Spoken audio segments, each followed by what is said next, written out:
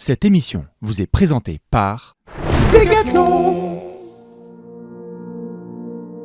Qu'est-ce qu'un bon leader ? C'est lundi. Oui, monsieur. C'est le meilleur jour de la semaine. Yes, sir. Le premier d'une grosse semaine. Ouais, comment vous allez bien ? On espère que vous allez bien. Comment ça va, Alex ? Ça va, impeccable. La NBA à Paris cette semaine. Quand même. Avec Donc des grands leaders. On va taper un sujet à la mode, exactement. Il y a du gros leader en ville. Spencer Dinwiddie, Donovan Mitchell. George Niang. Il y a du lourd. Et plein de gens formidables comme Cam Thomas aussi qui seront là pour parler leadership. C'est le lundi, et le rendez-vous du lundi sur la saison 23-24, c'est bien évidemment la grosse question. On en a fait plein sur cette chaîne. Merci aux copains et copines qui ont envoyé plein de commentaires fort sympathiques. On vous voit, on vous lit tous les lundis, quels que soient les types de messages. On sait aussi qu'il y en a qui ont vécu des trucs pas faciles récemment, et merci à la commu aussi d'avoir répondu au taquet. Donc voilà, évidemment, cœur. Alex, on a fait plein de grosses questions déjà sur ce début de saison. On a parlé de main chaude, on a parlé de coaching, d'arbitrage. Qu'est-ce qu'on a fait d'autre comme sujet ? Les stats. Des stats, on va y revenir. Peut-être même dès aujourd'hui un petit peu. tout à fait. Ouais, pas mal de sujets qui ont été traités sous forme de questions. Vous pouvez les retrouver. Avec un petit découpage en 3 parties qui, ma foi, s'avère assez ciselé. Tout à fait, puisqu'on aura d'abord la grosse définition pour savoir c'est quoi un petit peu les leaders, le leadership, c'est quoi, qu'est-ce que, essayons de parler français. Ensuite, nous irons du côté du gros contexte pour installer un petit peu la base. Pourquoi est-ce qu'on parle de leadership maintenant ? Quels sont les éléments qui ont alimenté, nourri notre réflexion ? Et puis après, on essaiera de faire une grosse réponse. On va essayer de faire une petite tentative de réponse. Ouais. C'est ça. Comme d'habitude, n'hésitez pas à balancer vos questions, il y en a plein. On a eu des suggestions sur la drogue. Le sexe et l'alcool. Non, mais évidemment.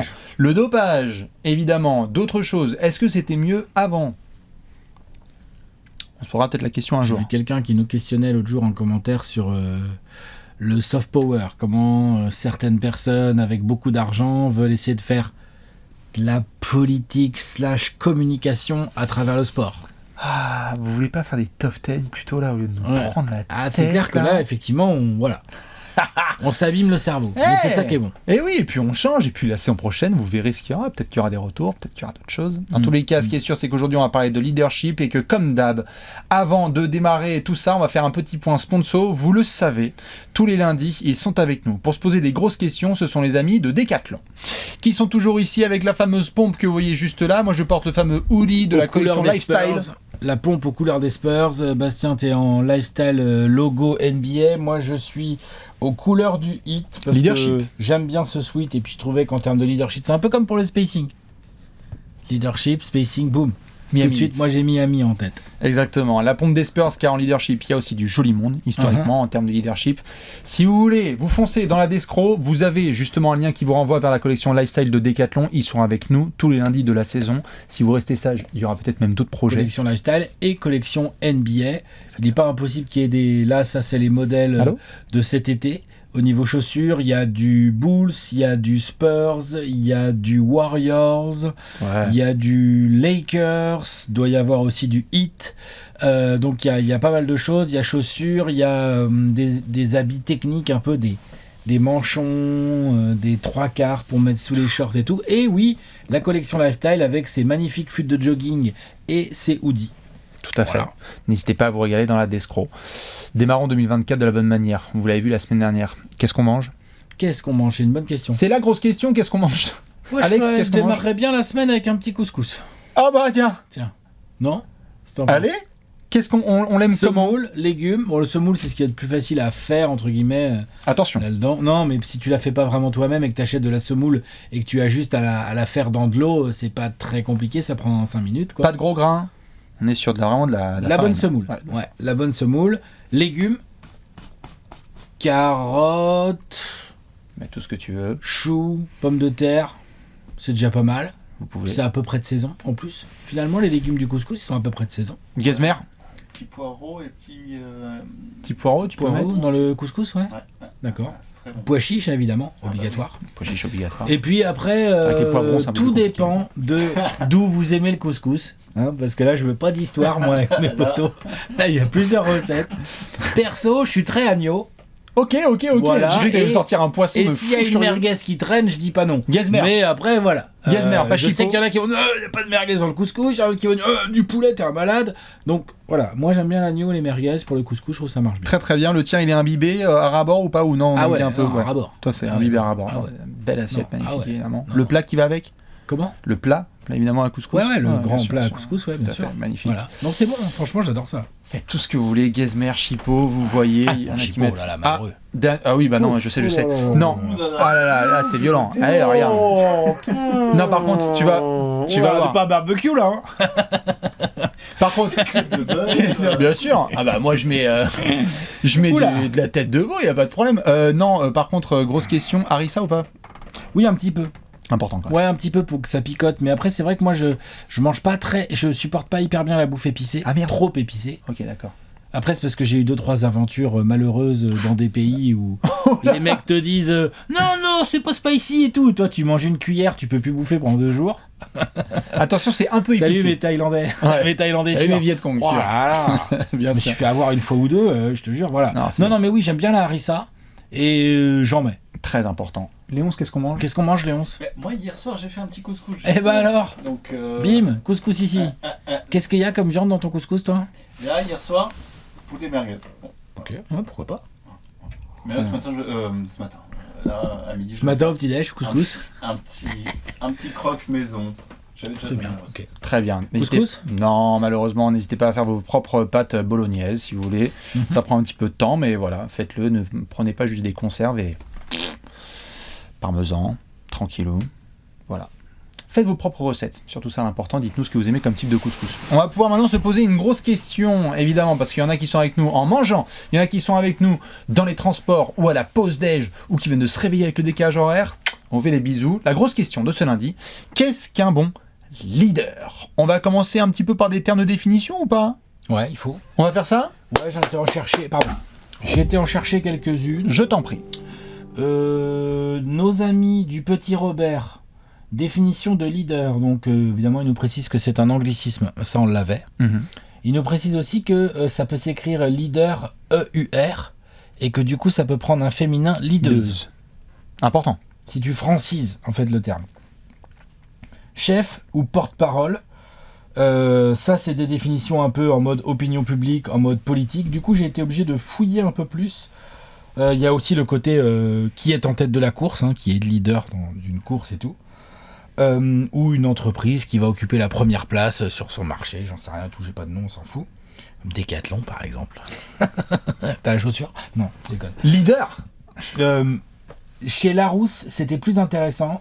Personne qui, à l'intérieur d'un groupe, prend la plupart des initiatives, mène les autres membres du groupe, détient le commandement. C'est lui le leader de la bande, c'est lui le leader du groupe. Synonyme, meneur. Je trouvais que ça se rapprochait plus du sport. Je pense que c'est assez intéressant comme définition parce que le leader, le leadership, c'est pas quelque chose qui est uniquement dédié au sport. Tu peux avoir des leaders dans n'importe quel autre domaine. Tous les domaines. Le seul point commun, c'est que pour qu'il y ait un leader, faut qu'il y ait un groupe de gens. Ah oui. Quelque chose. Tu peux être le leader tout seul de toi-même. Enfin, si, mais ça te mène en général juste à toi-même. Voilà. Disons que l'assemblée générale va être un peu courte, ouais. On est d'accord? Ouais, je suis d'accord. Ce qui est intéressant dans cette émission, c'est qu'on va pouvoir sortir des frontières du basket un peu. Et bien évidemment, tout ce qui s'applique, là on dit un leader et tout, ça marche pour une leaduse. Alors du coup, moi je savais pas. Moi j'aurais tendance à dire une leader, moi, mais une La leaduse, leaduse ça du me va très bien. En gros, ça marche pareil, exactement de la même manière, quelle que soit en fait la typologie du groupe. Tout à fait. Que ce soit du sport, une entreprise, de la politique, une association, un truc culturel, un truc ce que vous voulez, en fait ça marche de la même manière. Nous, on va s'intéresser au sujet du sport, je pense, parce que je pense pas qu'on va non plus refaire la Macronie, les LR ou LFI. Clovis. Tu vois, on va rester calme là-dessus, Bien sûr. mais on va rester dans le domaine du sport. Et on va essayer de s'intéresser. Moi j'aime bien, je sais pas ce que t'en penses, la définition, la personne qui est à l'intérieur d'un groupe prend la plupart des initiatives et mène les autres membres du groupe. Je ne peux que plus C'est pas soyer. que ça, mais c'est ça. Tout à fait. Et en fait, là, moi, ce que j'allais simplement ajouter, c'est ce qui était intéressant comme terme, là, que Alex sortait, c'était meneur. Attention, on rentre dans aussi le monde du sport.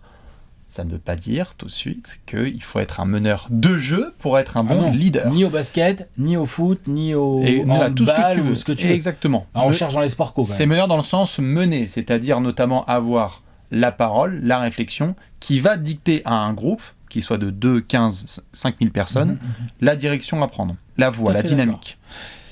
Et après, on peut relier ça, et c'est pas tout à fait le même sujet, mais dans le football, on sait par exemple que le capitanat, c'est quelque chose de très important. Est-ce que pour être capitaine au foot, il faut être un bon leader ?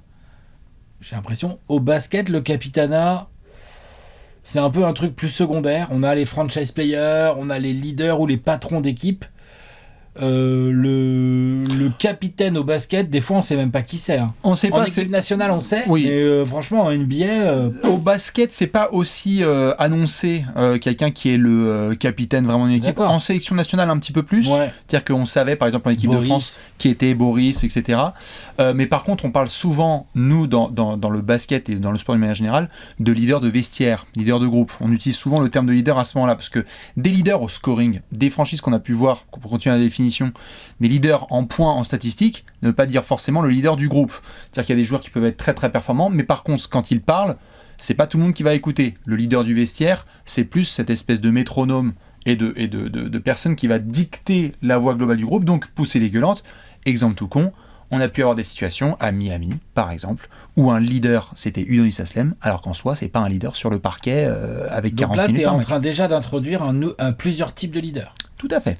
Donc après, nous, ce à quoi on va s'intéresser ici sur cette vidéo, c'est effectivement de savoir, genre, c'est quoi le meilleur profil, les meilleures qualités qu'il faut avoir, si possible, le plus possible, pour être le meilleur leader possible. Parce que idéalement, j'aime bien les leaders à la Udonis Haslem, des leaders de banc et de vestiaire. Mais si tu prends un joueur fort et puis qui a les qualités de Udonis Haslem en tant que leader... Toutes les cases sont cochées. Voilà. C'est un peu ça qu'on va essayer de chercher. Tu me connais, j'aime bien écrire des règles d'un côté et puis de l'autre. Non, mais t'as raison. Genre David Robinson, en 2003, il est encore bon. Il est sur le parquet. C'est plus du tout le meilleur joueur de son équipe. Non. Je pense que par contre, en termes de leadership, c'est sérieux. Tout à fait. Et comme on a aussi vu du côté d'OKC, ici, on pourrait avoir plein d'exemples comme ça pendant des années. Le métronome, c'était Nick Collison, qui était donc la légende. Tout le monde s'est dit, pourquoi est-ce qu'il a son maillot retiré ? Parce que c'était le leader notamment du vestiaire du groupe, de la stabilité d'une équipe, parce que c'est ça aussi un leader dans sa définition. C'est quelqu'un qui va être capable de garder, malgré les hauts et les bas sportifs qu'il peut y avoir, donc t'as parlé de sport mais d'autres choses, c'est celui aussi qui va servir c'est celui qui va maintenir le cap, le leader. Et ça, on va en parler tout au long de l'émission, mais c'est hyper important. Ouais, hyper important, je suis d'accord. Sur la définition, il y a d'autres choses qui te viennent un peu à l'esprit sur leader ? Je pense qu'on est pas mal, je pense qu'on a bien fait le tour du truc. Ça veut dire, juste pour finir, qu'un leader n'est pas obligatoirement, et on va continuer à définir, celui qui est le plus médiatisé ? Non, pas obligatoirement. Pas obligatoirement. On a plein d'exemples. Je veux dire, il y a plein d'exemples, notamment dans le foot. Dans le basket, c'est différent. On n'a que 5 joueurs. Donc, tu es plus sujet à la médiatisation. Au foot, il y a quand même 11 mecs sur le terrain. Pas différent. Donc, tu peux tout à fait avoir des leaders / capitaines qui soient pas du tout forcément le meilleur joueur de l'équipe et donc pas forcément celui qui met des buts. Et donc, du coup, au foot, les médias, quand c'est pas toi qui mets les buts, on connaît. Bien sûr. On va se faire un petit contexte, même un gros contexte. Ouais. Le gros contexte, pourquoi est-ce qu'on se pose une question comme ça de nos jours ? Aujourd'hui, Alex, nous on est surtout sur la NBA et le basket d'une manière générale. On en voit plein, des leaders, des soi-disant leaders. Des pseudo-leaders, tout à fait. Des pseudo-leaders, des autoproclamés leaders aussi. Parce qu'il y a une question sous-jacente, donc qu'est-ce qu'un bon leader ? Bon, ça, on va se la poser, on va essayer de mettre des qualités, qu'est-ce qu'il faut avoir, limite on pourrait essayer de mettre un peu des pourcentages, genre c'est plus de ceci, de cela, le petit camembert du bon leader. Ouais. Le camembert du bon leader, qu'est-ce qu'il y a dedans ? Parce qu'en fait, en filigrane, derrière, il y a un peu la question, est-ce qu'on peut gagner vraiment des titres en tant qu'équipe sans avoir un bon leader ? Non. Est-ce qu'il y a des exemples, ne serait-ce que 1 ou 2, qui contredisent ça dans l'histoire du basket ou du foot ? Je m'y connais moins bien en hand. Moi, en foot ou en basket, genre des équipes qui gagnent sans avoir un grand capitaine au foot, il y en a sûrement, parce que entre toutes les Ligues des Champions, les Coupes du Monde et tout, ça doit être... Mais tu sais qu'il ne doit pas y en avoir des masses. Hein. Il doit vraiment pas y en avoir des masses. Tu vois ? Donc, allez-y dans les commentaires, si vous en avez, là, si vous avez un exemple. Commencez pas à me dire que l'Argentine, Messi, c'était pas un bon leader et tout, on va en discuter. Non mais, je préfère anticiper, je dis pas que c'est mon leader préféré, mais Je pense qu'il a justement bien leadé son équipe. L'Allemagne vient d'être championne du monde de basket, de par la force d'un collectif extraordinaire qui était dans la continuité. Tu demandes aux Allemands comment ça s'est passé, Schröder. notamment avec Dennis Schröder depuis longtemps. Je suis d'accord. Que ce soit lui ou son entraîneur, on a vu des gueulantes. Hein. On était là, tu sais, on se posait des questions, genre, oh, dis donc, l'entraîneur allemand, t'as vu la gueulante qui vient de passer là, il était filmé pleine caméra et tout, il était en train de... Les Américains n'avaient pas vraiment de grands leaders. Bah, c'est marrant parce que ça s'est vu. On a vu une équipe de France qui a été pas mal performante, avec notamment des Nico Batum ou des Boris Diaw qui C'est étaient là marrant, aussi. tiens, dis donc. Et... Là, il y avait Batum, il y avait Evan, il y avait Rudy, Rudy. et aucun des trois ne s'est comporté en grand leader dans cette Coupe du Monde. Là. Alors qu'il nous Bah, avait montré avant... Ah, quand même. Bah, en fait, Il nous il y a eu avait de montré avant qu'il pouvait. En fait, il y a Donc eu c'est de d'autant tout. plus décevant. Je vois ce que tu veux dire. Il y a eu de tout. C'est-à-dire qu'à la fois, oui, sur le constat, on s'est dit, ah merde, quand même, quel fail. Et en même temps, lorsqu'il a fallu prendre le micro de Rémi Verchon et dire, bonjour, voilà comment ça se passe en équipe de France, voilà où on en est, et je pense qu'il faudrait démarrer par point A, point B, point C. Il y en a un qui l'a fait, il joue à Philadelphie. Nico Batum, ouais, tout à fait. Non, tout à fait. Non, mais bien sûr. Preuve de Je veux dire, leadership. sur le fait, sur le terrain, ou peut-être dans la préparation, je sais pas, il y a un truc qui a Ah, foiré. qui a foiré, ça c'est sûr. Et peut-être dans la hiérarchie ou dans le leadership ou dans les choix du coach. Il peut y avoir plein de raisons. On ne peut pas toujours tout mettre sur le dos des leaders.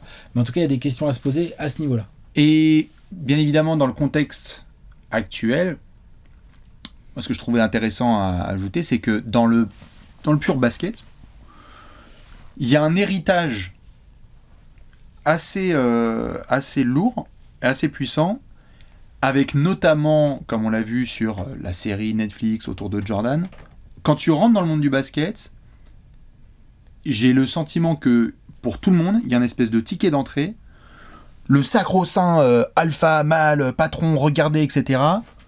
C'est genre Michael Jordan. Alpha peut-être, mais meilleur leader, je demande à voir. Et on va pouvoir en débattre parce que je pense qu'on est d'accord là-dessus. Il y a nettement mieux. Clairement pas. Mais donc tu as eu du Jordan qui est venu avec cet héritage-là de, on l'a vu dans le sport américain, ouais, un leader ça doit être ça, faut tabasser, et on va en parler des différents types de leaders qu'il y a.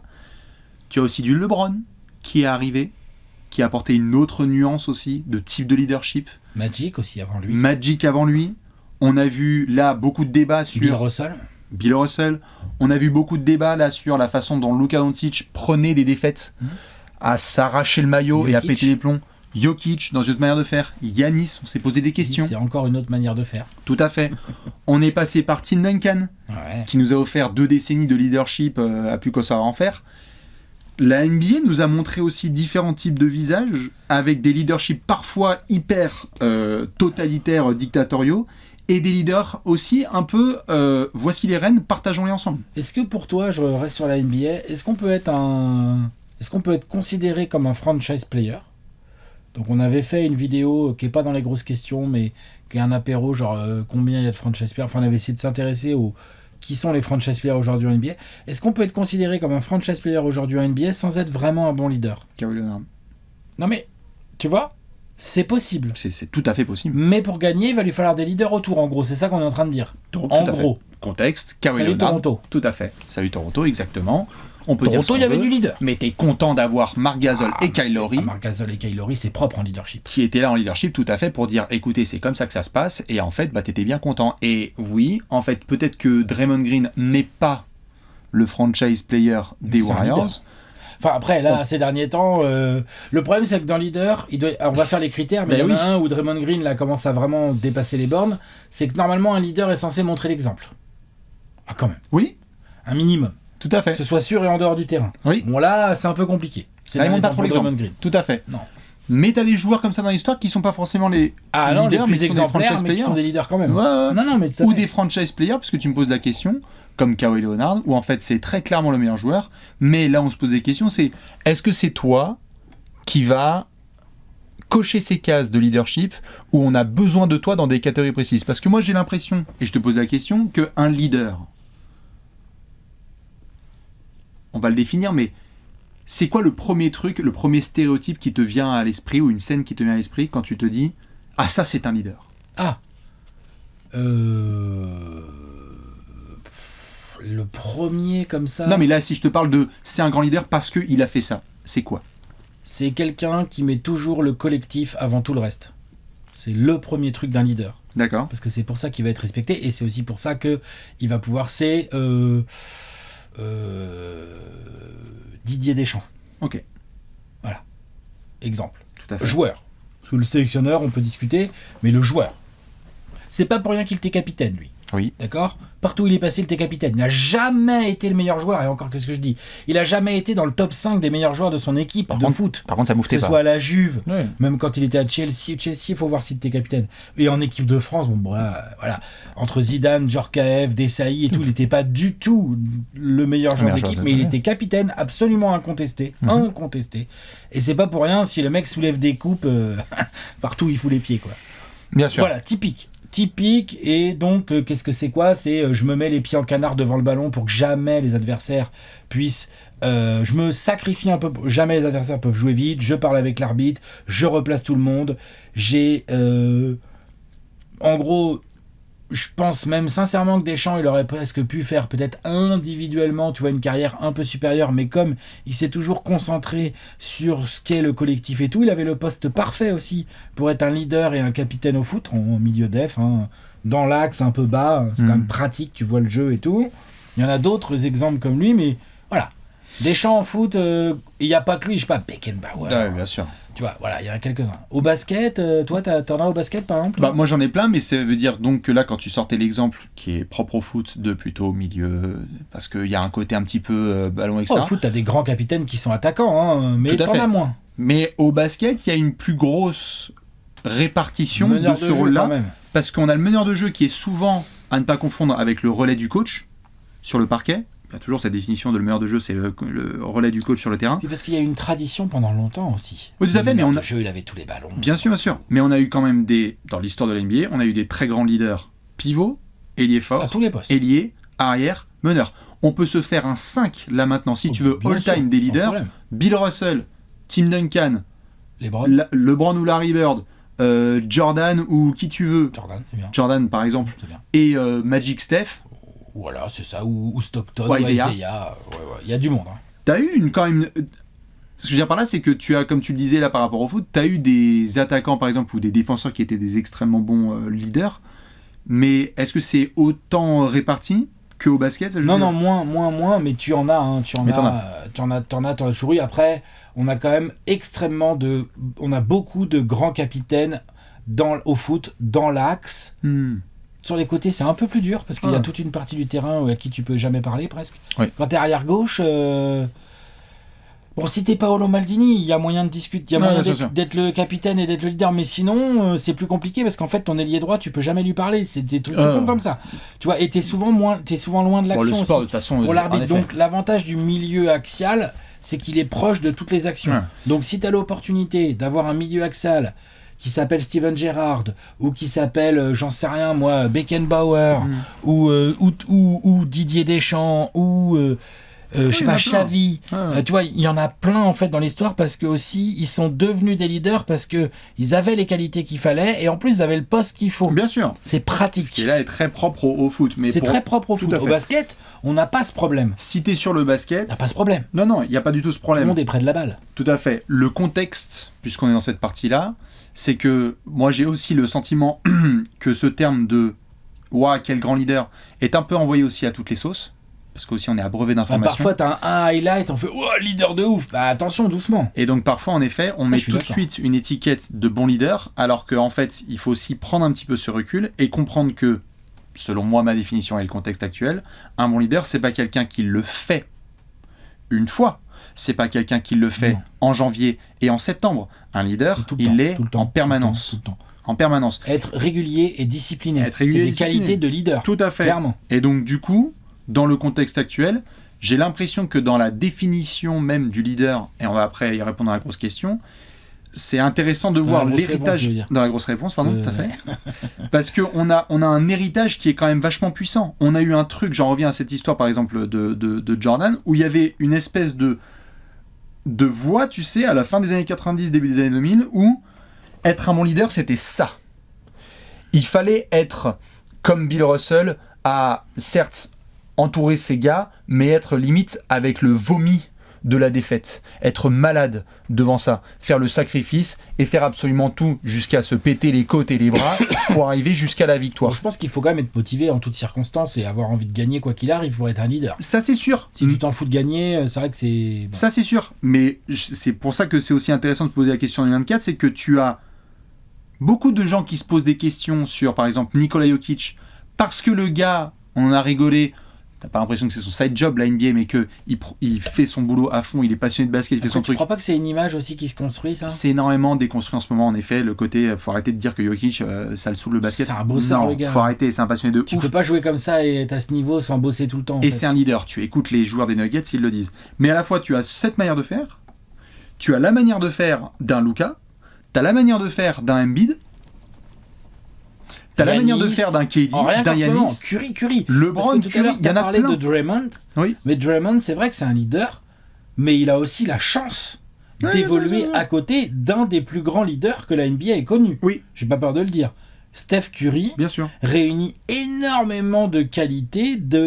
Quand tu dis, franchement, qu'est-ce qu'un bon leader ? Tu me dis en face Stephen Curry, bah ça me va plutôt pas mal. Bah, preuve étant, oui. Je trouve ça très propre. Arrivé Beaucoup de qualités. de Kevin Durant à l'été 2016, le leader absolu, Stephen Curry, comprend le contexte, accepte de prendre un backseat, de laisser à KD l'opportunité, tout à fait collectif avant tout, de faire son travail, et donc KD l'a compris, il aurait pu tourner à 50 points de moyenne, gagner 4 titres, que, on le savait, les Warriors, c'est à Curry. Stephen Curry. Point barre.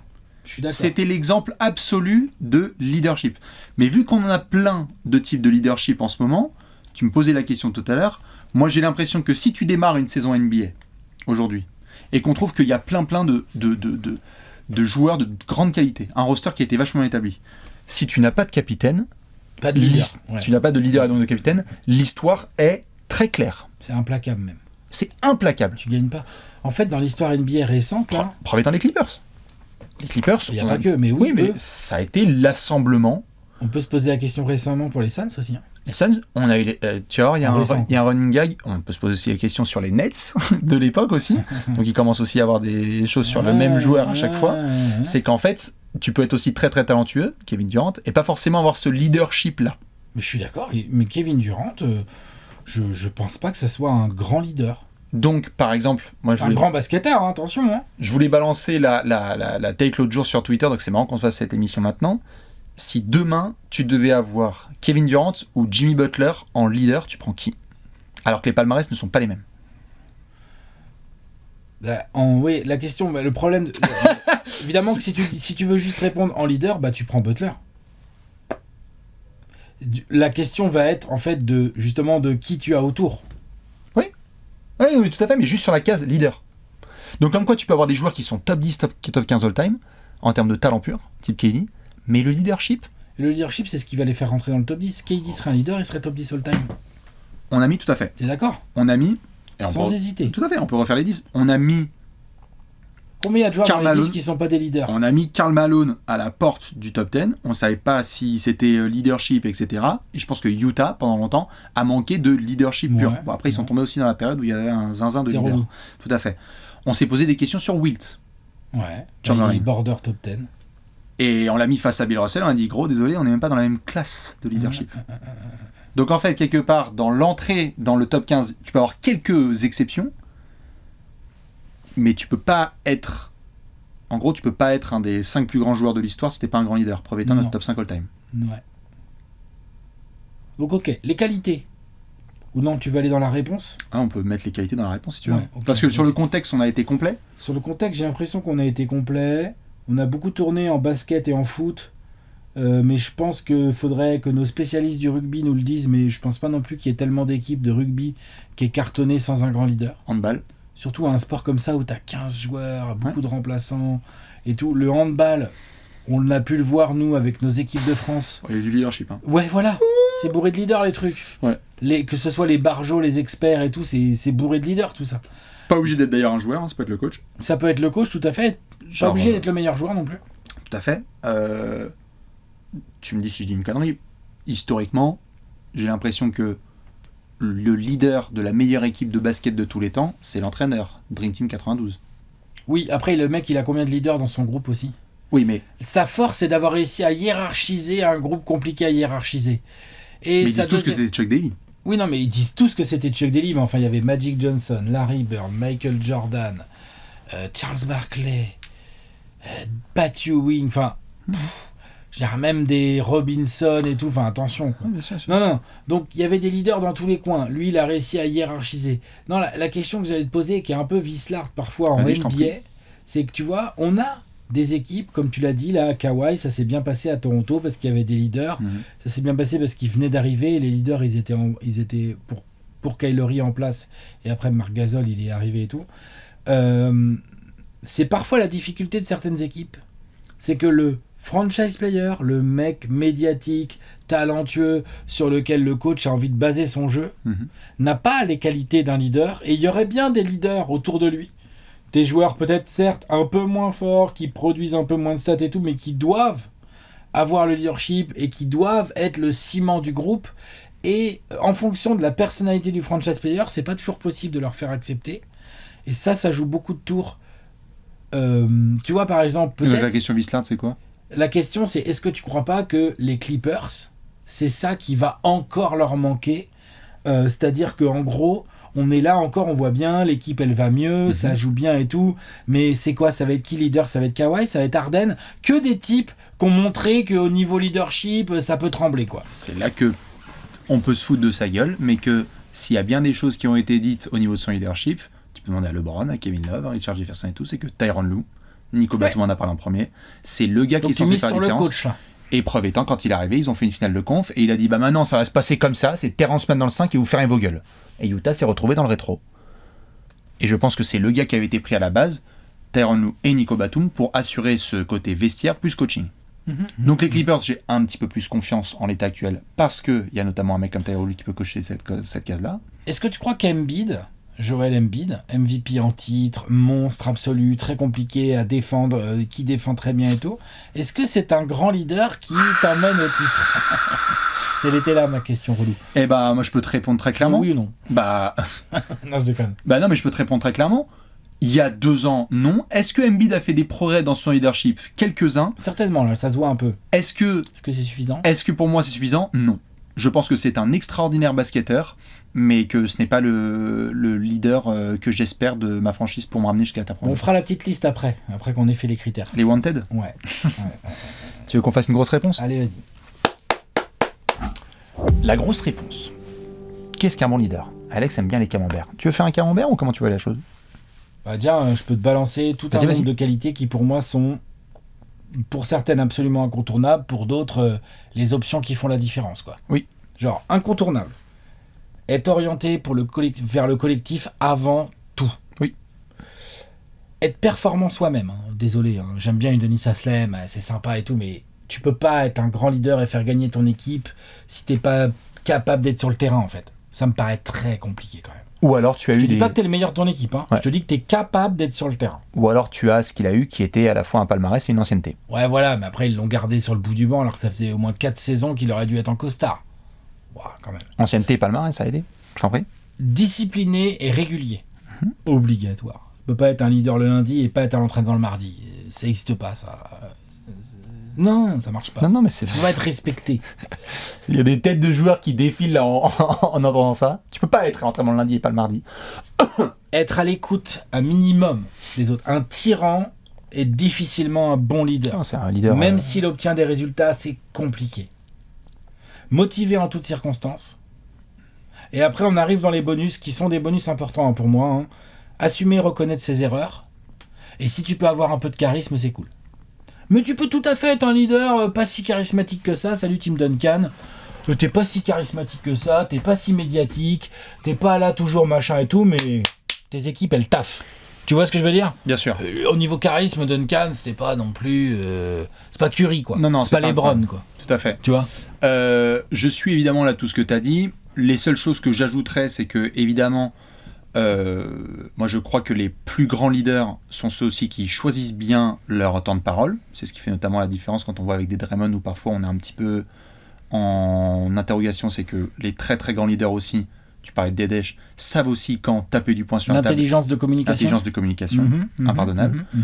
Interne ou externe d'ailleurs, hein, dans le groupe comme Tout à l'extérieur. fait, comme à l'extérieur, bien sûr. Et c'est pas forcément lié au charisme, mais il y a forcément une part, peut-être un peu fine, mais d'autorité naturelle dans le leadership. C'est-à-dire que pour faire passer vraiment un message, tu peux soit faire appel au charisme, mais tu peux aussi soit faire appel juste à une forme d'autorité naturelle. C'est-à-dire que quand tu dis les choses, peut-être par exemple dans ton temps de parole, dans la façon dont tu parles, Tim Duncan, l'autorité naturelle, c'est je ne parle pas forcément beaucoup. Par contre, quand maintenant je dis on se concentre, il n'est pas obligé de lever le ton. Il dit on se concentre, tout le monde se concentre. Donc ce n'est pas du charisme, mais c'est une autorité naturelle. Moi. Mais oui.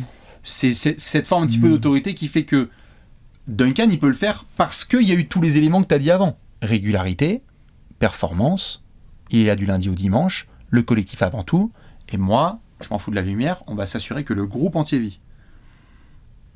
Mais il faut faire attention à tous ces éléments-là. J'en vois pas trop là qui manquent par rapport à ce que tu as dit. Après, ce sont des niveaux de leadership.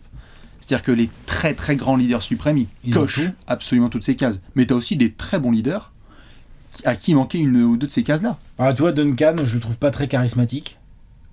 Et pourtant, il fait partie des meilleurs leaders de tous les temps. Voilà, mais il lui manque, entre guillemets, si tu veux... Allez, si on veut chipoter, quoi, tu vois. Genre, il lui manquerait potentiellement cette case. Jordan, être à l'écoute... Je n'ai pas la sensation que c'était sa grande spécialité, par exemple. Hein, tu vois, mais c'est pour ça, ouais, bien sûr, bien sûr. LeBron, être à l'écoute, il peut-être un peu plus que Jordan, mais pas toujours. On voit bien, parfois, il y a des choix d'ailleurs qui sont de sa part qui sont pourris et il les impose au reste du groupe. Alors que c'est un joueur collectif, hein, c'est pas ce que je veux dire. Il est collectif, mais est-ce que c'est avant tout le collectif et pas parce que parfois on a souvent critiqué LeBron sur le côté passif-agressif, on sait pas si c'est lui ou les autres, on sait pas s'il est derrière les décisions ou pas. Il y a cette ambiguïté qui fait qu'on savait pas trop. Il y en a eu plein aussi sur Magic. On a dit formidable leader, mais il y a eu aussi des coéquipiers qui ont fait mais attends, on sait plus. Tu fais quoi? T'es pote en fait avec le proprio et avec le coach, ou est-ce que t'es vraiment le leader du groupe? Le meilleur de tous les leaders, c'est Curry alors? C'est Tim Duncan. Je suis pas sûr. Ok. Je crois qu'on a fait un top 10 all-time. Le meilleur de tous les leaders, c'est Tim Duncan peut-être? Non, je parle... On avait parlé Larry Bird. Après, il va y avoir du LeBron, du Jordan quand même, je pense, dans la discussion. Je crois qu'on a mis du Duncan assez haut, on a mis du Bill Russell très haut. Ouais, Bill Russell. Ouais. Bill Russell, c'est vraiment... je m'en bats les reins de mes points marqués. Par contre, je vais être le meilleur pour le collectif absolu. Performant, discipliné, à l'écoute, collectif naturelle. Avant tout, autorité, charisme. Ouais, non, Bill Russell, c'est... Être motivé en toutes circonstances, je crois que... Le parfait, c'est Bill Russell? Pourquoi pas? Parce que quand même, je pense que collectif avant tout, être performant, plus discipliné, régulier, je pense que ces trois qualités, celles-là, hein, si tu les as pas, je crois que c'est pas possible. Oui. Je crois que celles-là, toi, si t'as pas de charisme, il y en a quelques-uns, genre Kawhi par exemple, il manque de charisme clairement, mais c'est pas ça qui me gêne le plus chez lui, en termes de manque de leadership, tu vois. Moi je trouve que Steph est trop gentil. Steph peut-être trop gentil, Steph aussi peut-être la régularité dans certains grands moments, ça, il y a eu de la tremblote, ça arrive à tout le monde. Ça arrive à tout le monde. Mais il y a eu de la tremblote, il y a eu de la tremblote relou, on va dire, pour en enlever à Steph. Mais collectif avant tout, Steph, pas de problème. Performant, faut pas déconner quand même. Et discipliné régulier, l'autre derrière les chimichèques et tout... Je pense que quand tu joues avec Steph Curry, tu fais oh, putain, le mec il est en train de shooter là. Ah bah tiens, il est encore en train de shooter. Enfin, je pense que c'est un bel exemple, le côté exemplaire quoi et tout. Donc ça, je pense que c'est très important. Je pense que sans ça, collectif, performance et discipline, régularité, sans ces trois-là, pour moi, il n'y a pas de leadership. T'es hors course pour moi. C'est-à-dire que genre, si tu penses d'abord à ta gueule tout le temps en mode trop individualiste, ben en fait tu seras pas un leader. Tu seras un super joueur, mais en fait dans le groupe il y aura toujours des mecs qui diront que tu penses qu'à ta gueule, ton coach il aura du mal, machin, enfin tu vois, c'est pas possible. En période de crise absolue, oui, tu as Golden State, qui va pousser la gueulante, la grosse gueulante? Je pense que Steph il peut t'en envoyer des durs. Hein. C'est pas lui. Ah ouais? C'est qui? C'est Draymond. C'est Draymond qui va pousser la gueulante, et ça a été le cas sur l'ensemble sur l'ensemble de la dynastie, en tout cas, on reviendra historiquement, on dira il y a des moments où il fallait filer droit. La grande bouche. Et c'est parce que Draymond, il a dit maintenant on arrête les conneries. Steph, je sais pas. Jokic, tu sens que s'il faut filer droit, faut filer droit. Oh, Jokic, Giannis aussi. Giannis est très méchant en leadership. Il y a beaucoup de gens, et surtout des joueurs NBA, qui parlait de Damian Lillard. On n'est pas sur le terrain et dans les vestiaires, donc on ne sait pas forcément tout ce que ça peut être. Non. Mais il y a une part à la fois de régularité, Oui. charisme naturel, Ah oui. méchamment. Il y avait l'aspect tout loyauté, etc., qui faisait que le mec, t'avais l'impression de vouloir partir à la guerre avec lui, etc. Moi, j'ai un souci de discipline défensive dans les grands moments. Pour moi, ça, c'est un truc de leader. Oui, c'est un truc de sacrifice pour le C'est pas gros mon collectif. truc, les gars, Ouais. mais regardez-moi Regardez, comment je vais me donner pour le groupe. Ah, bien sûr. Ça, Lillard, il l'a pas. C'est ce que Steph Enfin, a il l'a fait. pas, il le fait pas. C'est ce que Steph a le fait. Et l'a fait. Bon, bah évidemment, les LeBron, les Jordan, tout ça, ils l'ont bien évidemment fait. Mais tu vois, c'est très important. Et c'est aussi pour ça qu'on se pose des Genre questions. Jokic, Oui. il s'est donné en défense. Ah, il s'est défoncé. Ah, il n'est non, pas non. devenu. Non, mais- c'est pas devenu Olajuwon, non. Mais c'est plus devenu Mais punchline. genre, t'es plus la match-up facile à prendre. Oh, Ouais, si tu dis Jokic défend mal, c'est que t'as pas Et la regardé. preuve, c'est qu'à côté de lui, il y avait Michael Porter Jr. qui essayait de faire des efforts. Du Tout coup. à fait. Donc Tu c'est vois, le leadership donc c'est con, naturel. mais- Tout à fait. Tu parlais des Clippers tout à l'heure. Ouais. Moi, c'est une intégration aussi qui est réelle pour Boston. Boston, Oui. on a vu un Oui, assemblement oui. Ah bah là, tu peux être formidable. désagréable, on peut être désagréable avec des gens. Ah, mais on va- Mais effectivement, moi, je suis prêt, hein. Tatum, on se pose la question. On a posé beaucoup de questions sur Boston. On avait dit tiens, ok, bon. C'est il y a Tatum des- normalement. il y a Ça des- doit être lui. Il faut que ça soit lui. C'est le franchise player. Ça Et, va être qui, c'est pas lui. et les dernières années, le leader, celui qui a dit on fait passer le cuir maintenant, vous arrêtez vos Jalen conneries, Brown, c'était Marcus Smart. Mais oui. il est plus là. Marcus Smart, il n'est plus là.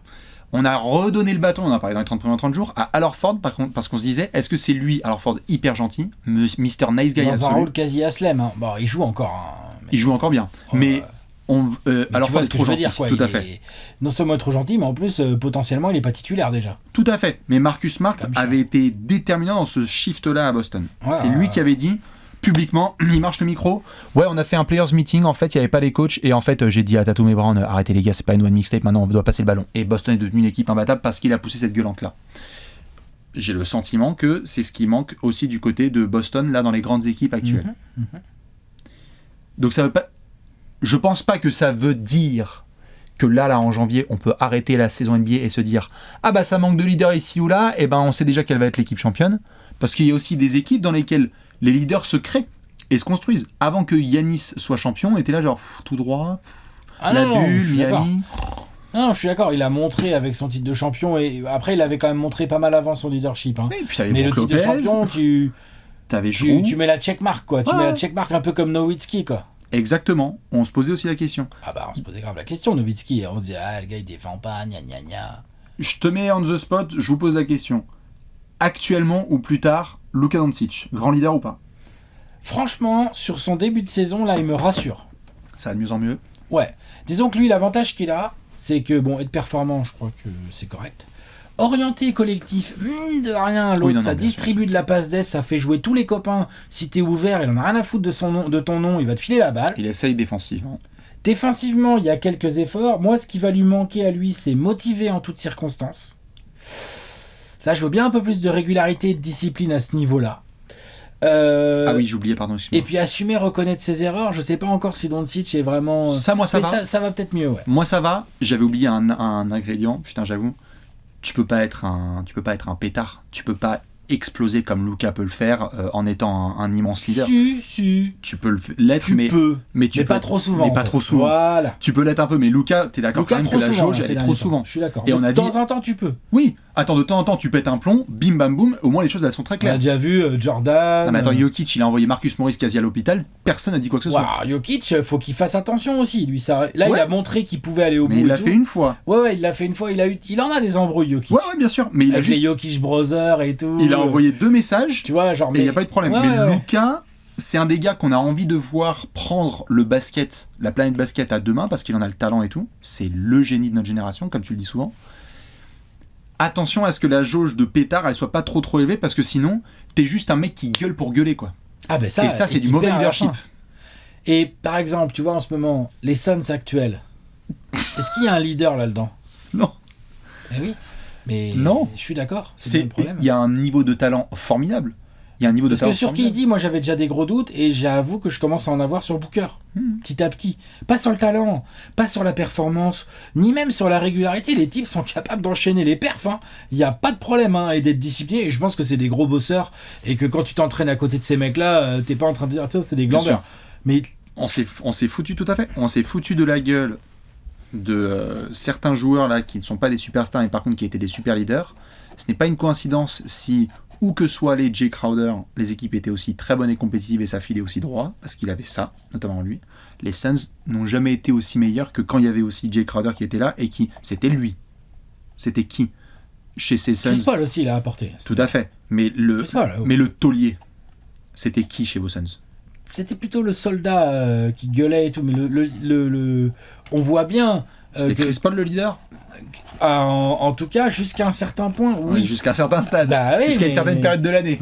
Oui, c'est ça. Oui, mais bon. Mais c'est tout le problème des Suns. Et Booker a du mal à reprendre ce flambeau. Je dis pas qu'il peut pas, il est pas trop tard, mais il doit comprendre certaines choses. Il doit... déjà, il doit répondre plus présent dans certains grands moments, notamment quand l'équipe est dos au mur. Oui. Le côté... C'est pas un côté de motivation, je pense qu'il est motivé, mais tu sais, c'est assumer et en fait trouver en toi les ressources pour tirer l'équipe vers le haut dans les moments où ça va le plus mal en fait. C'est ça aussi qui est difficile et c'est là où on attend les leaders. On le dit souvent, tu sais, quand une équipe est menée, on dit ah là, j'attends machin, machin faut qu'il se réveille, et tout. Booker et KD ont ça à prouver et aujourd'hui ils ont des profils de franchise players, mais est-ce qu'on les mettrait dans nos tout bons leaders de la ligue actuelle? Pas au même c'est compliqué. Hein. Tout à fait. Le timing aussi très important pour les leaders. C'est-à-dire que il faut appuyer et taper du poing sur la table au bon moment. Attention à bien comprendre aussi la psychologie de ton équipe et de ton groupe. Attention à bien savoir que là, moi j'admire beaucoup les leaders et les coachs qui voient qu'une équipe était sur 8 victoires de suite. Ils font un match dégueulasse à la 9e. Et la 10e, tu sens que ça s'est un petit peu laissé aller aussi. Et les grands leaders, pour moi, sentent qu'il y a eu un déplacement difficile. Il y a un mec qui a eu une galère. Il y a un truc qui s'est passé, tu vois, au sein du groupe. Mais que ça veut pas forcément dire que là, dans le temps mort, faut péter un plomb. Faut peut-être juste attendre. Faut être à l'écoute, quoi. Faut être à l'écoute, exactement. Et comprendre à ce moment-là ce qui se passe. Moi j'avais un peu une double question. Il y a une question d'intelligence aussi, de compréhension. Mais c'est intelligence psychique et émotionnelle. Intellectuelle et émotionnelle. Et émotionnelle, tout à fait, exactement. Bien sûr. Tu parlais de Booker. On a grandi aussi dans... on aurait pu en parler dans le contexte de tout ce qui est Kobe, Mamba Mentality, etc. Machin. Est-ce que Kobe c'était un grand leader? Et en fait, c'est la question que j'avais posée. C'est la question que j'avais posée parce qu'en fait, j'ai l'impression dans l'évolution du gars que c'était pas du tout évident au début. Dans l'évolution de sa carrière, en deuxième partie de carrière, ça commence à être beaucoup plus là, sérieux. Ça va être un peu mieux. Une fois qu'il a fait un petit tour en Team USA, ouais. Il a pu croiser 2-3 gars. Croiser 2-3 gars qui étaient pas mal. Et donc, c'est pour ça que je parle de Booker, c'est que peut-être que Booker passe par ses tribes and tribulations, ces étapes un peu du début comme Kobe l'a fait, et qu'il coche des petites cases premières d'un futur bon leader, mais que c'est encore trop tôt. J'y crois encore. Coche de la case, c'est-à-dire que dans les grandes cases, j'ai dit orienté collectif avant tout. Booker, mine de rien, il montre que quand tu le mets en point guard, qui n'est pas vraiment son poste et tout, bah, il comprend le jeu et il fait en sorte d'être positionné comme ça. C'est pas un mauvais poste, mais c'est pas son vrai poste, on l'entend pas gueuler. Que la win. Performant, bon bah voilà. Discipliné, c'est carré. C'est un bosseur et tout, il rigole pas, il s'est même mis à défendre. Pour moi, c'est les 3 grands trucs les plus importants. Là où... j'ai un dernier élément aussi. C'est trouver... là où je pense que c'est là où les grands leaders font beaucoup de différence, c'est trouver les motivations en toutes circonstances. Là où un Booker, par exemple, a besoin peut-être de progresser. Motivation, détermination en toutes circonstances. Ça veut pas dire que le mec n'a pas de mental. C'est juste qu'il y a des moments où ça craque et c'est chiant. Est-ce qu'un grand leader doit se battre ? Se battre, c'est-à-dire ? On a eu des situations où on a regardé Kevin Garnett et on s'est dit le mec il fait que des feintes de fight, il met souvent un coup de boule et après il lève les bras, et par contre on respecte des mecs qui vont mettre des grosses tatanes comme Jokic ou comme Crowder ou compagnie. Après Crowder je le mets pas du tout dans la même catégorie parce que performance c'est compliqué et charisme faut voir, enfin voilà, pour moi c'est vraiment un soldat dont tu as besoin dans ton équipe, je le mets pas en leader. C'est parce que quand tu parlais de Devin Booker, moi un des trucs qui me vient à l'esprit c'est que Devin Booker c'est aussi un mec, c'est peut-être un stéréotype très macho, tu vois, à la con, mais peut-être qu'il y a aussi le côté Devin Booker il va sortir en premier du tunnel s'il y a 28 000 personnes qui huent, et il peut faire un front contre front avec n'importe qui. Il a ce côté un petit peu genre moi je vais défendre les miens, vous allez faire quoi ? Ici c'est ma meute et on vient pas me faire chier. Ouais, mais ça c'est important dans les caractéristiques d'un leader. Moi, c'est pas sine qua non, mais c'est important. Peut devenir. Mais oui, C'est ce que je disais. Mais qu'il ne l'est pas encore. Attention. Là où des Yanis, des Jokic ont passé le cap, et pas seulement parce qu'ils ont gagné un titre, juste ils ont passé ce cap. Sur et en dehors des terrains, Ja Morant, gros potentiel de leader. Ouais. Énorme potentiel de leader. Tout à fait. Gros potentiel de leader. Problème, c'est que Sur et en dehors des terrains. sur l'exemplarité, et là en plus l'exemplarité lui coûte plein de matchs. Et donc quand une connerie comme ça te coûte plein de matchs, est-ce que vraiment on peut considérer que tu es un bon leader ? C'est pas sûr. Compliqué. Sacrifice pour l'équipe des deux côtés du terrain. Trae Young pourrait être un bon leader. Ouais. Moi je l'ai vu en playoff. C'est Ouais, un mec, ouais, il va aller charrier tout le monde jusqu'au bout de l'univers. Ouais, mais il a ce petit côté. je sais pas si c'est le collectif avant tout. Motivé en toutes circonstances aussi. Motivé Trae sur Young. question de sens. Régularité, discipline. Je veux bien voir. J'ai besoin d'en voir plus. Pour l'instant, je le mets pas dedans. Je fais le tour un peu des équipes. Tu vois, pour l'instant. LeBron, pas de problème. AD, on a vite eu la réponse. Performe tout le temps. AD, on a eu du mal. Performe tout le temps. Il était blessé au début, on était là genre. AD, frère. Motivé en toutes circonstances. Charisme. Collectif avant tout, quand même. AD, il est quand c'est même là. énorme, c'est énorme. Mais après, le truc, c'est que au Pélican, il manquait des choses. Et puis après, aux Lakers, il joue à côté de LeBron, qui est un des plus grands leaders de tous les temps. Du coup, c'est plus compliqué d'exprimer ton leadership. Compliqué. Miami, t'as porté le pull. Zéro problème de leadership. Bah, c'est tous des leaders, en fait. Spoelstra, Adebayo et Jaime Jimmy. Jaquez, Ouais. Mais rien que déjà Adebayo, Butler, Spoelstra, t'es safe. c'est propre. C'est ce qui fait que t'es compétitif aussi. Ah non, mais bien sûr. Non, mais c'est Day in, day out, year in, year out. Non, ils sont tout le temps là. Et donc on se pose des questions sur des Zion, sur des Ja. On s'en pose plein, ouais, bien sûr. C'est qui un peu le... Ouais, c'est Luka un peu qu'on suit... moi, j'avoue que... C'est Luka qu'on suit. Anthony Edwards. Moi, je veux bien voir ton camembert de la composition du leader, des caractéristiques, des critères, des qualités. Régularité, discipline, intelligence émotionnelle et intellectuelle. Une certaine pincée, en effet, comme je disais, d'autorité. Donc que ce soit pas forcément en gueulant tout le temps. Mais... Ça va aussi dans l'intelligence émotionnelle, tout à quelque fait, part. exactement. Le collectif avant tout, quand même, non ? Et évidemment, collectif avant tout, il n'y a aucun grand Est-ce leader. que c'est pas le numéro 1, presque ça, finalement ? Est-ce que les autres, je te dis pas qu'elles sont pas importantes, elles sont toutes importantes, mais est-ce que finalement, est-ce que c'est pas le truc, si tu par exemple, un mec pas performant, ou pas si performant que ça, on pourrait imaginer que ce soit le leader d'un groupe quand même, parce que tout le monde le kiffe, le gars est quand même bon, le gars se défonce et tout, machin, on pourrait imaginer qu'un mec pas performant soit quand même un bon leader. Est-ce qu'on peut imaginer qu'un mec qui ne pense pas au collectif d'abord soit un bon leader ? Ça me paraît compliqué quand même. Tout à fait, je sais pas si c'est à ce point-là, mais du coup, ça me permet de te poser la question. Comment est-ce que tu classes par exemple un mec comme Jordan parmi les leaders qui a cette étiquette de mec avant tout lui, je, et... C'est vrai, mais moi je la pondérerais quand même très très fort cette étiquette.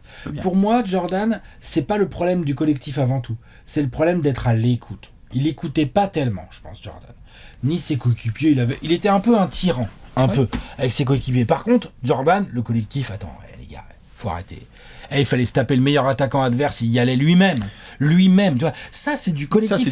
T'as plein de leaders qui font vas-y, machin, moi je mets les mains dans la boue. Moi je vais me mettre. Je veux que les paillettes. Moi je vais suivre machin dans les écrans, puis peut-être je ferai des contests si je suis de bonne humeur. Non. Jordan, lui, il y allait, il prenait le meilleur attaquant extérieur adverse, c'était limite avec lui et Pippen, il se battait pour le défendre. Tout à fait. Et Jordan, à l'entraînement, je pense que ça montrait bien l'exemple aussi. Ouais, bien sûr. Et puis, oui. Mais heureusement qu'il y avait Phil Jackson aussi. Mais bien sûr. Parce qu'il fallait cet aspect d'écoute. Mais je pense que Phil Jackson a appris plein de choses à Jordan sur c'est quoi le leadership. Mais tout à fait. Je pense que Spoelstra a appris plein de choses à LeBron James sur qu'est-ce que le leadership. Tout à fait. Je pense que Kerr, quand il arrive aux Warriors, je pense qu'il y a des discussions avec Curry, avec Draymond et bien tout. Sûr. Tu vois, genre à un moment donné, il n'y a pas de miracle. C'est quelque chose que tu deviens un leader. Tu as les qualités naturelles en toi, mais s'il n'y a pas quelqu'un un peu pour t'aider, te montrer la voie, je pense que c'est plus compliqué. Mais c'est pour ça que je mets Jordan un petit peu sur le débat, parce qu'en fait, il y a eu toute cette image de, pour certains, c'est le leader ultime, et pour d'autres, bouh, le tyran. Et qu'en fait, si tu regardes historiquement, comme tu le disais tout à l'heure, que ce soit dans le basket ou même tout truc confondu, il y a des gens, tu vas leur dire c'est qui les plus grands leaders de tous les temps, ils vont dire attends, je te sors des Napoléon, Gengis Khan, machin truc, ils vont dire c'est parce qu'il y a cette forme d'aura de tyrannie, il n'y a pas qu'un seul type de leadership. Il y en a aussi qui aiment bien le côté très tyrannique, je rentre dedans. Quelqu'un qui vient me voir et qui me dit, pour moi, le leadership absolu, c'est Jordan, je vais peut-être pas le partager, mais je vais l'entendre. Parce que si ça se trouve, c'est une forme de leadership. Jordan, c'est un putain de leader. Oui, tout à fait. Mais tu vois, par rapport à tout ce que je viens de dire, si on disait l'ingrédient numéro 1 et où moi je mettais un doute, c'est je sais pas si c'est forcément l'ingrédient numéro 1. Mais pour moi, Jordan, il était collectif avant tout. Hein. Oui. Vraiment, c'était le problème d'être à l'écoute. Mais il était dans le collectif avant tout, il voulait faire gagner son groupe. Moi, je pense que Jordan, tu vas à la guerre avec lui. Oui, tout à fait. Vraiment, vraiment, vraiment. En groupe, et s'il doit protéger un coéquipier, il va protéger un coéquipier. Et bah, c'est plus ça, en fait. C'est ça le collectif avant tout. Alors, c'est à ce moment-là, plutôt que moi, je définis comme ingrédient numéro 1, c'est avec qui tu pars à la guerre. Oui, mais c'est pour partir. Moi, je pars à la guerre avec des mecs qui sont prêts à prendre une balle à ma place et moi, je suis prêt à en prendre une à leur place. C'est le collectif avant tout. Bien sûr, bien sûr, bien sûr, bien sûr. C'est ça le truc. Toi, dans ton camembert, il y a quoi ? Collectif avant tout. Régularité, discipline, avec quand même de la performance. Je pense que malheureusement, tu peux pas être trop peu performant parce qu'en fait, sinon, tu vas avoir du mal à être titulaire ou alors le coach va te mettre titulaire parce que t'es un bon leader, mais du coup, tu vas pénaliser potentiellement l'équipe en termes de performance. Ça me paraît très compliqué. C'est mes 3 principaux. C'est mes 3 qui vont prendre le plus de place dans mon camembert. Je peux te faire des pourcentages. Et après, j'ai l'écoute, la motivation et un truc qui est très très très important pour moi, assumer. Ah oui. Quand tu fais des erreurs, tu les reconnais. Ah oui. C'est le début du collectif avant tout. Ah oui. Et c'est très important. C'est voilà. Et après, oui, le charisme, je le mets un peu derrière parce que j'estime que même si t'en as pas, en fait, tu vas en avoir en fait. Parce que le groupe, il va tellement te respecter que indirectement, t'as du charisme. Non mais tu vois, genre, vraiment, je pense qu'il y a pas mal de... Et d'ailleurs, je pense qu'il y a pas mal de cas dans l'histoire du sport collectif qui montrent ça. Les mecs pas si charismatiques que ça, qui le sont devenus parce que c'est des putains de leaders, en fait. Tout à fait. Est-ce que vous êtes un leader ? Ou pas ? Si vous en êtes pas un, c'est pas grave. Hein. C'est pas grave, tout à fait. Pas obligé d'être un leader. Il y a que des leaders ici dans la pièce. Hein. Toi, t'es un leader, toi, t'es un champion, toi. Il y a que des killers. Il y a que des killers et des leaders. Dites-nous, vous, votre réponse c'est quoi à la question, la grosse question suivante. Donc, qu'est-ce qu'un bon leader ? On a bien envie d'avoir vos éléments et surtout vos suggestions. De grosses questions pour les semaines à venir. N'hésitez pas à aller checker évidemment la collection Lifestyle de Decathlon dans la Descro. On vous souhaite une excellente semaine de match NBA à Paris et on se retrouve lundi prochain pour une nouvelle grosse question. Bisous. Des bisous à la ciao, prochaine. ciao. Ciao.